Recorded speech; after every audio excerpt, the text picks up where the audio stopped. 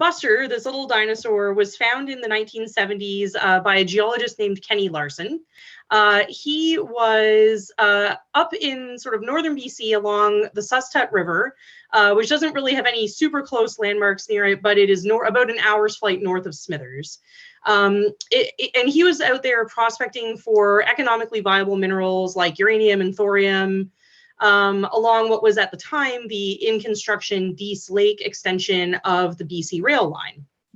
And so he found these bones basically just in a little like scree, like talus pile along the railway grade at the time. There weren't even like railway tracks laid in yet. And he picked them up and he recognized them as something interesting, but didn't quite know what they were. And even in his notes, he made a note that he should send them to the GSC, but then, you know, time moves on and he ended up hanging on to them for many, many years until he had moved to Nova Scotia and donated them to Dalhousie University when I was a third-year undergrad student there. I'm from Nova Scotia originally, and that was my undergrad institution. So at the time, my professors were like, well, Victoria, you need an honors thesis to work on. Why don't you try to figure out what these bones are since you're such a dinosaur nerd? And I was like, okay, I will do that. That sounds great. And these ended up becoming the basis for my first published paper back in 2008. At the time, I didn't know very much because I was just an undergrad. And so I had gone to the Royal Ontario Museum and I'd reached out to lots of people, but we didn't have a ton of material. And so the best that I could really do was figure out that it was some kind of small ornithischian or plant-eating dinosaur, probably a small bipedal animal, something like Thescelosaurus, which I've got pictured up above. But we couldn't really narrow it down too much further than that. I always wanted to revisit this specimen. You know, many years have gone by since I got my PhD. I did a couple postdocs. I really wanted to revisit this as I knew more and got more experience. And in particular, I really wanted to go to the Sustut River to look for more of this particular specimen or any other dinosaurs that might be there. But it's incredibly remote. It's very hard to get there. And I just didn't have the funding. And I ended up spending a decade thinking about ankylosaurs instead. So when I got a postdoc at the Royal Ontario Museum back in 2016, my supervisor, David Evans, who is the curator of vertebrate paleontology there, asked me if I'd ever sort of thought about revisiting this. And I was like, yes, and I'd really like to go to the Sustut River. And he was like, let's do it. And so that sort of kicked off like a new wave of thinking about this particular specimen again. He had asked me in particular if I'd ever looked at a group of dinosaurs called leptoceratopsids, and I had said no, I really hadn't. And so we decided to really focus on those because we'd sort of explored all of these other small-bodied ornithischians. And it turned out that actually a leptoceratopsid was a really good match for these bones, a much better match than what I'd been able to narrow it down to before. So leptoceratopsids aren't exactly a super household name group of dinosaurs. I don't think most people would have any idea what you're talking about unless you're like a dino nerd or really into paleontology. But they're part of a much more well-known group of dinosaurs, the ceratopsians, which I'm sure everyone here knows. That includes, you know, super famous dinosaurs like Triceratops, very well-known dinosaurs like Centrosaurus or Pachyrhinosaurus. I've excavated many of those during my time in Alberta. But there's also several small-bodied members of the ceratopsian family tree, things like Protoceratops from Mongolia or Psittacosaurus from China. And leptoceratopsids are similar in size to these smaller-bodied ones, but more closely related to the big guys like Triceratops, all things considered. They're a pretty interesting and enigmatic group of dinosaurs. So there's really only a handful of species known. A lot of those species are only known from like one or maybe a couple of skeletons. And there's a lot that we really don't know about their ecology, their paleobiology, their evolution. So they're a pretty interesting group of dinosaurs to work on, and a very weird thing to be like the first thing that you find in this particular region of British Columbia. Like if I was going to put my feet down on the ground and guess what kind of dinosaur I would find, it would probably be a hadrosaur. So a leptoceratopsid is not what I don't think anyone would really expect someone to just randomly pick up and find. So even though these are not super well-known dinosaurs, there are a number of very good skeletons. So we don't have a lot of species, but of the species we do have, several of them are known from complete articulated skeletons. So the data for their anatomy is actually pretty decent, all things considered.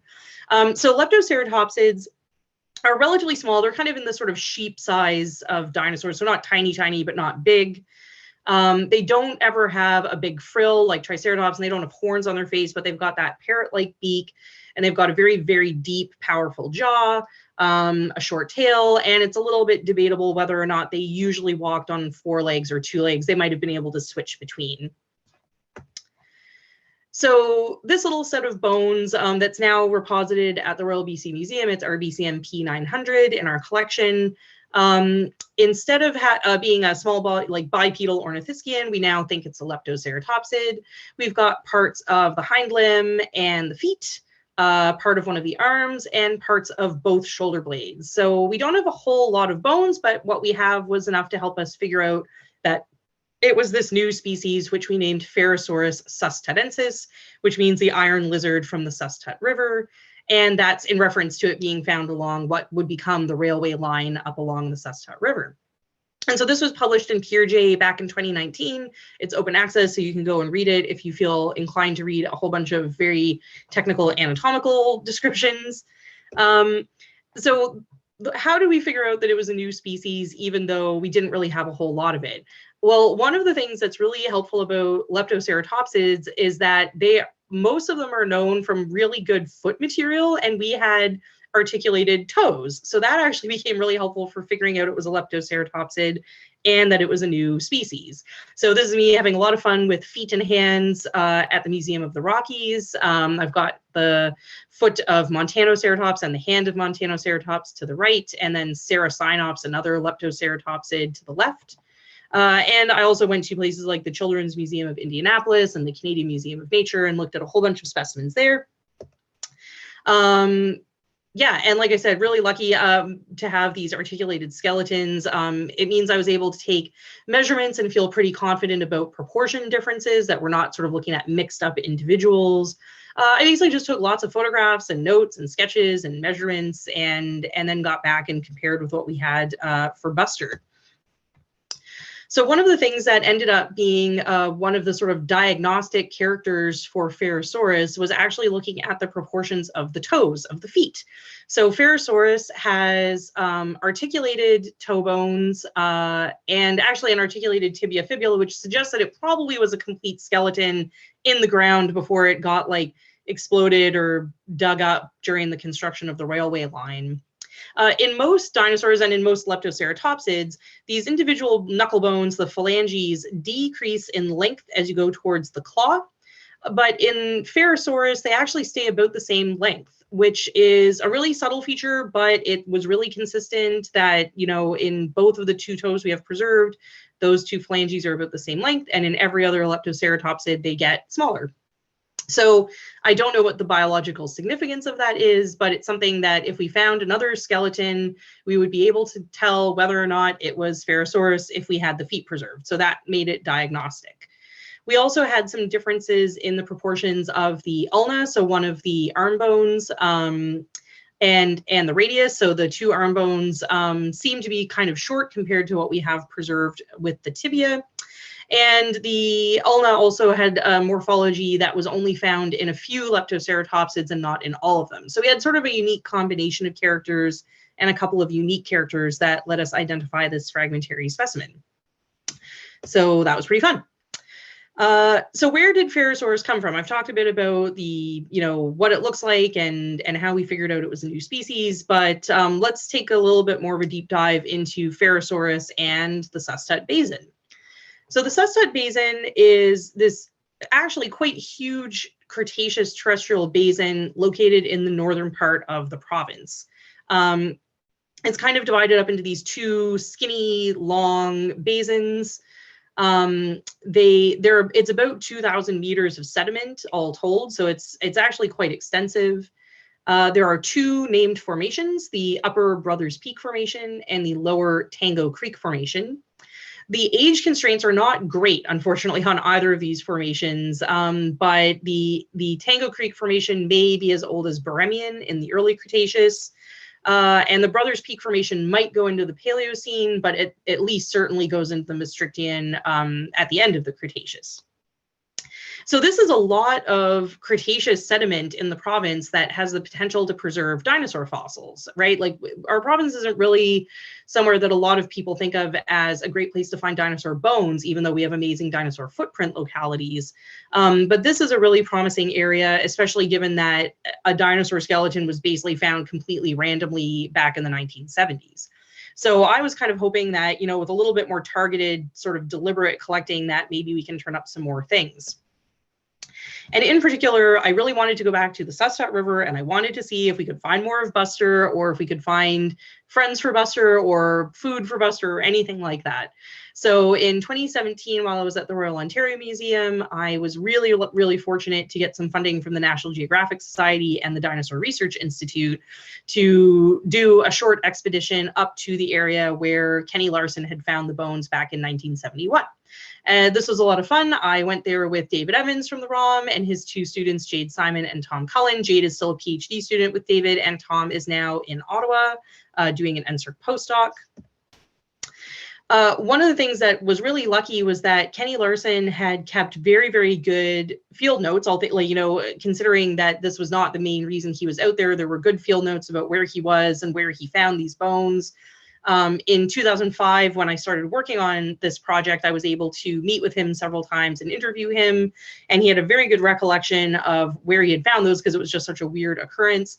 So he knew things like, okay, it was found near the intersection of Bird Flat Creek and Sustot River. So that's pretty easy to find on a map. He found them on the railway cut, and he remembered being able to see the river from the railway cut. So we know it wasn't sort of in one of these spots where the railway line goes really far away from the river. He remembered that there was an island that he fished on, which was probably this one that we've got marked here. So quite a few clues to really narrow it down. And so my idea was like, okay, we've got it narrowed down. Now we just need to get in there and like hike around and see what we can find. So one thing that made it very convenient is that there is a fishing lodge just a few kilometers away from Bird Flat Creek called Siskina Lodge. And this is a steelhead fishing lodge that runs seasonally.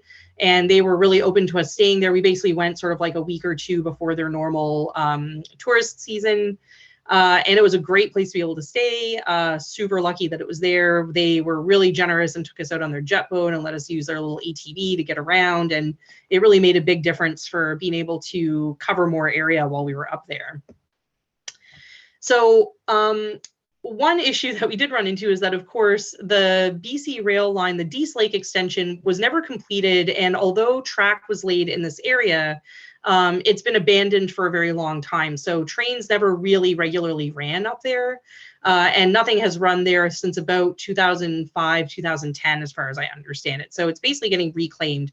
So this is a picture of, oh, sorry, it's a little bit cut off here, but this is about 3 kilometers upstream of Bird Flat Creek in 1977. So you can see that the construction here, while probably not super environmentally friendly, certainly was exposing a lot of outcrop and a lot of rock. And you can see how it wouldn't be hard for fossils to get kind of like carved out of this area. Unfortunately, because things have not really been in use since then, this is what the railway line looks like now. So there is a lot of vegetation there and not a lot of outcrop. So this was really difficult prospecting in the sense of there was not a lot of outcrop necessarily. The one benefit was that the railway line did give us this good access into a lot of area that would have been really almost impossible to prospect in otherwise. So it was kind of like 6 of one, half a dozen of the other, but needless to say, it's extremely grown in now, and there's not nearly as much outcrop as there would have been, you know, when this was first collected. And a lot of what we did was basically hike up and down the railway line and just hop off and look at outcrop wherever we saw any little bits of rock poking out of the shrubbery. But it often wasn't very much. But so it was challenging. But that being said, on I think day 2 of the expedition, we were hiking up towards Bird Flat Creek. We went just past Bird Flat Creek and we found this little outcrop here, not very much. This is Jade sort of like rifling through it. And David Evans bends down and is like, I found something. And he had found this little golf ball looking chunk of rock. And if we zoom in on it, it is a tiny, tiny piece of a turtle. And as we saw from Derek's talk earlier today, turtle shells have distinctive sculpturing, so you can actually tell generally what kind of turtle you have from just a little piece of it. And this little piece is almost certainly from a turtle called Basilemys, which is very common in Alberta. It's a big Cretaceous terrestrial turtle, kind of looks like a big pancake, basically. What's interesting about this particular fossil, this was the only piece of bone we found at this outcrop, and we spent like hours and hours just combing through the rock and scouring it, the outcrop, to see if we could find anything else. But this particular spot basically matched everything that Kenny said about where he remembered finding it. So it was just past Bird Flat Creek. If the trees were cut down, we would be able to see the river, and it was on the right side of the river and everything. And this particular little piece of bone has the exact same preservation as Buster, this really unique sort of internally recrystallized preservation, and this kind of like charcoal gray, very dense mineralization. So we feel pretty confident that the spot where we found the turtle is, if not the exact spot where Buster was collected, it's pretty darn close to it and about as close as we're going to get. So we felt pretty good about that, that we were able to probably put a pin in where that dinosaur came from. So we did like a stratigraphic section, and we took a bunch of mudstone samples to take back to do palynological work, and that was pretty good. Unfortunately, that was the only vertebrate fossil we found on this trip, so I desperately wanted to find more dinosaur bones, but this was really hard going. This is what Bird Flat Creek looks like. So it took us about 3 hours to go like 500 meters up this, because it was just very difficult, dangerous going. And about 500 meters up, we realized that we were in like very heavy, chunky conglomerate and not a really good place to look for dinosaur bones. So we went up Bird Flat Creek. We went out on the jet boat and were able to access some localities that way. Even though we didn't find a lot of vertebrate fossils, we did actually come back with a whole bunch of plant fossils, and plant fossils hadn't really been well documented from this area. So we brought back about 100 different, samples of plant fossils. Tom had like a really great eye for spotting plants, so he was kind of our plant finding guy. We found some big chunks with relatively complete angiosperm leaves, super difficult to identify because they didn't necessarily have the margin to the degree that we need to preserve them. We had lots of examples of like leaf mats. So a variety of angiosperms, lots and lots of metasequoia, the dawn redwood, and then one locality far to the west that had a lot of something that looks like Coneopterus, which is a tree fern. And that should not probably be any later than Cenomanian. So that is as the oldest that we might have at that one locality. So it's sort of stratigraphically complicated because there's lots of faults and folds, but we might have one Cenomanian age locality. But how old was the area where, oh, and this is a map of all the different sites that we found. So this is basically the entire extent of our prospecting. We went access some of these sites by jet boat, lots of plants, hiked along the railway line. Whoops, sorry about that, well past the turtle site, just to make sure there wasn't anything beyond it. And yeah, it was a pretty good time, but yeah, definitely not like super easy prospecting. So we took back some of these mudstone samples from the turtle site, and our colleague Dennis Brayman from the Terrell Museum took a look at them and did some identifications for us. And the turtle site had had some pollen in it that was very diagnostic for being correlative with the Hell Creek Formation in Montana. And so that puts that site at probably about 67 to 68 million years old. So that's great. So we now have a little bit of an age constraint for Ferrosaurus and the Sustat River turtle site. So that puts Ferrosaurus in between 2 stratigraphic ranges for 2 other known leptoceratopsids. It's right in between Leptoceratops and Montanoceratops. It's entirely possible it could overlap with either of these two. I mean, these are kind of like points in time rather than real ranges, but at the very least, it wasn't exactly correlative with any of the Leptoceratopsids that we know of already. So it might actually be a little bit in between the range of these 2 taxa, which is pretty cool. So we're starting to get a little bit of a better idea of what the fauna and flora of the Sustut Basin is like. We know that we've got a variety of plant fossils, we've got Ferrosaurs, and we've got Basilemmes in the Sustut River site.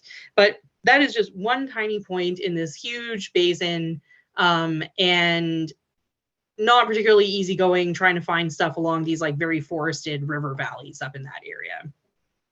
So what about the rest of the Sustut Basin? Are there any places where we could try to find some dinosaur fossils there? And the answer is yes, and that's what I find super exciting. So back in 2013, Ken Marr, the curator of botany, was actually prospecting up in the northern, or I shouldn't call it prospecting, he was collecting up in the northern part of the Sustut Basin in Spatsizi Plateau Wilderness Provincial Park. Ken takes a team of people up every summer to sample different alpine areas in the province. He's a botanist, so he's up collecting flowers and plants and all kinds of interesting things. He usually goes up with our collections manager for entomology, and on this particular trip, he went up with the former curator and collections manager for paleontology as well. And so they were up in Spatsizi Plateau Wilderness Provincial Park. He comes back to camp one evening and is like, I found this really weird pebble, and lo and behold, this is the tooth of a tyrannosaur.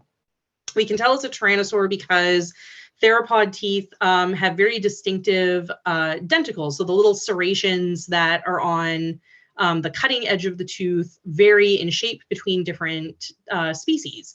And so this particular tooth is very characteristically a tyrannosaur tooth when you look at it under the microscope. So that's super exciting. During that trip, they then found a couple of other sort of fragments and chunks of dinosaur bone. Nothing super diagnostic yet, but enough to show that there were fossils there.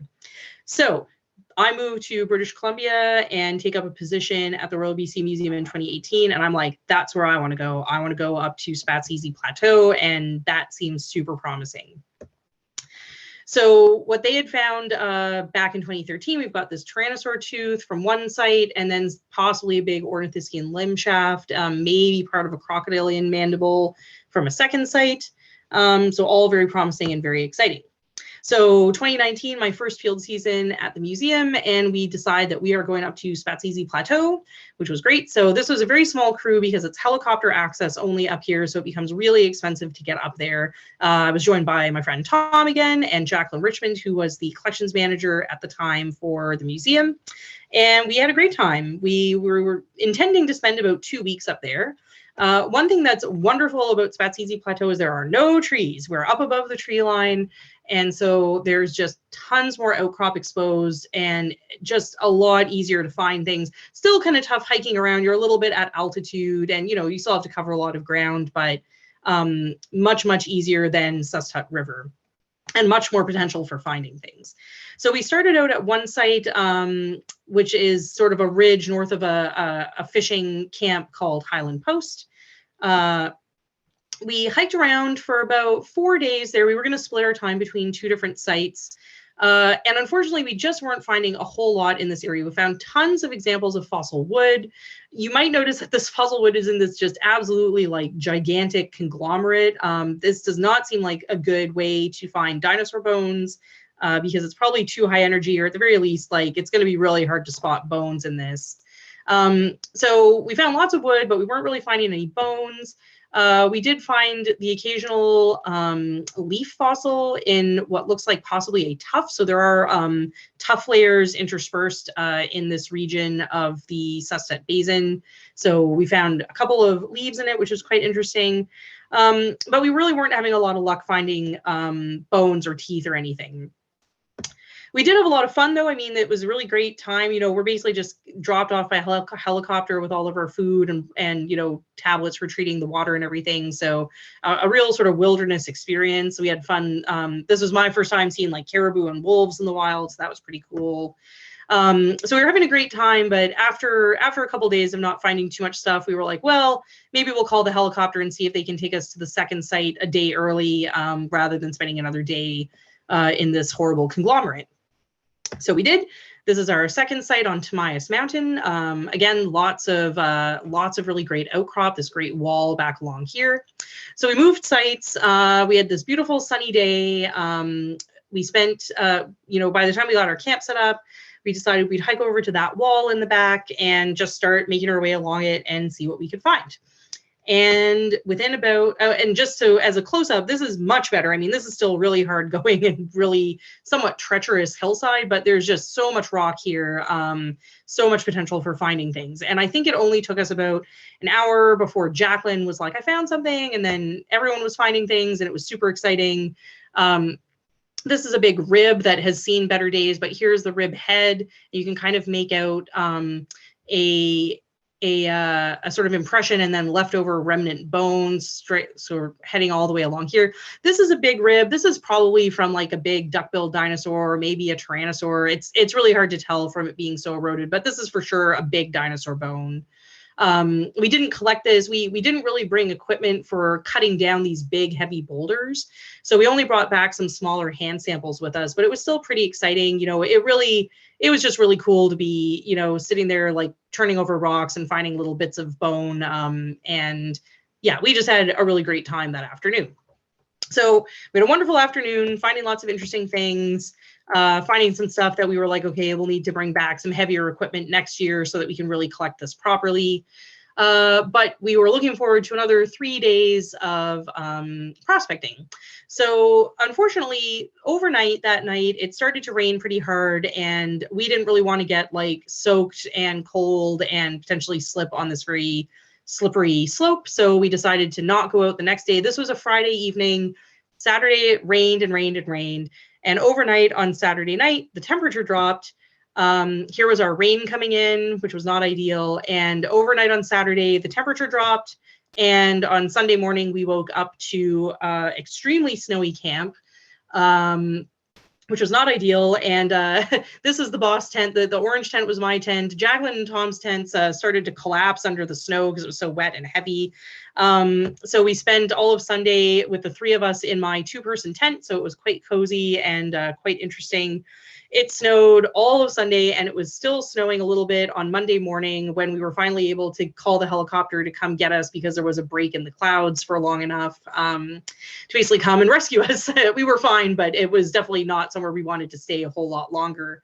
Unfortunately, with that amount of snow, it just wasn't going to be possible for us to go prospecting, and it wasn't going to melt anytime quickly. So that was it. So we had one really great afternoon finding dinosaur bones in Spatsizi Plateau, and then the pandemic hit, and this year I'm on maternity leave with a little baby at home.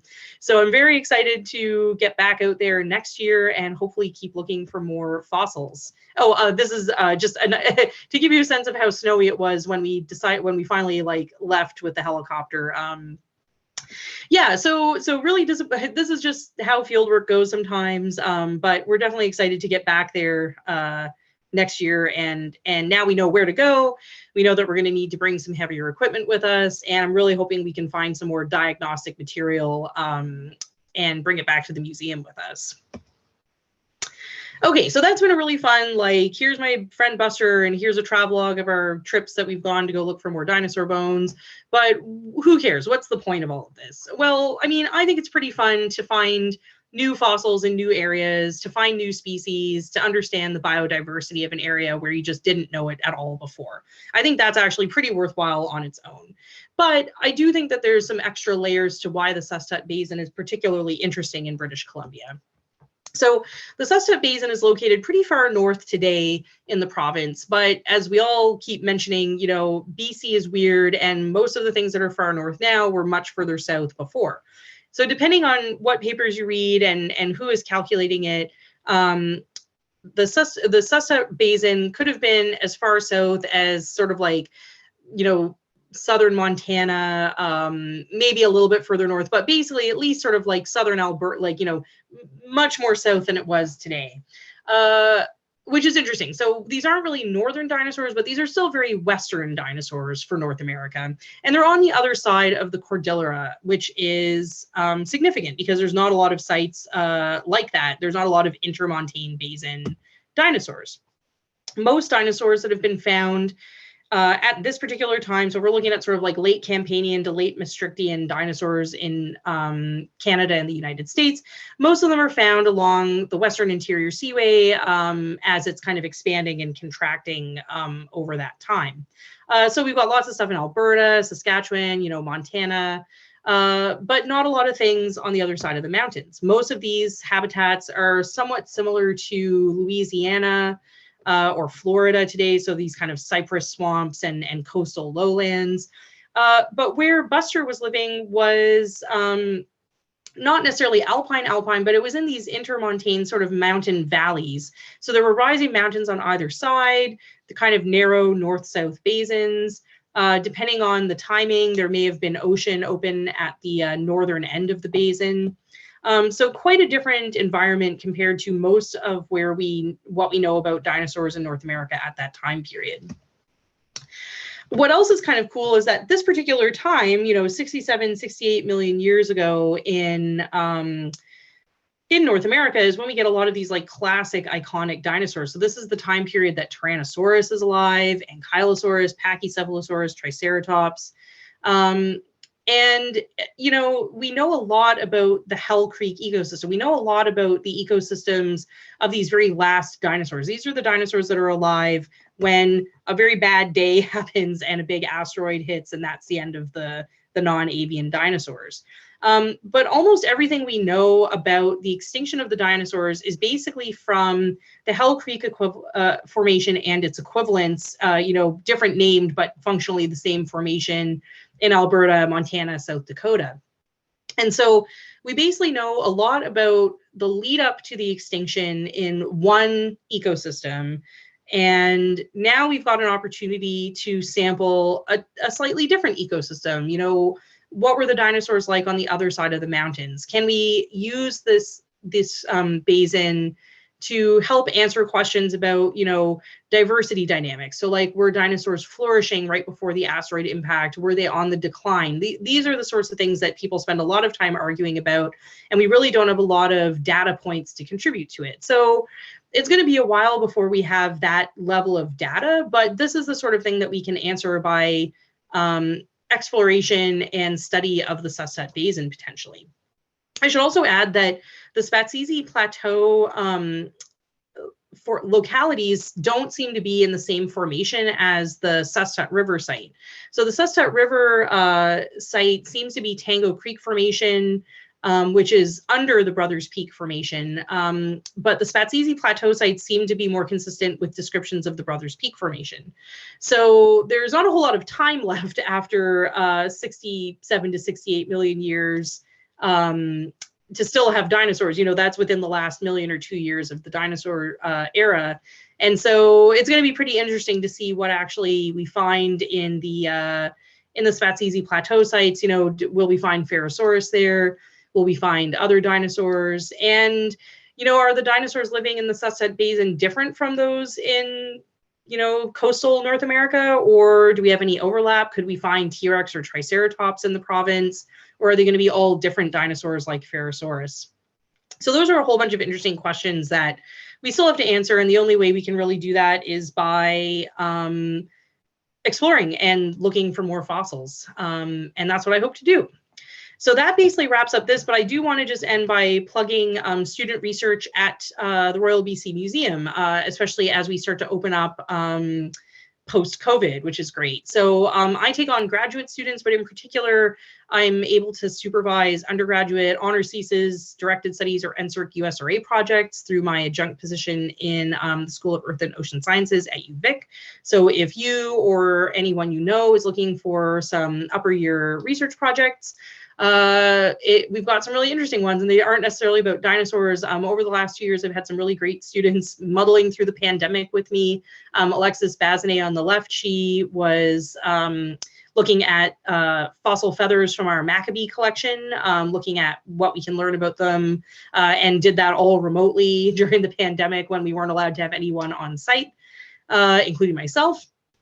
And Elizabeth Rolacek on the right just spent the last year doing a directed studies looking at whale fossils from the Oligocene in our collection. So we've got lots of little treasures, and I'd really like students to work on some of these with me.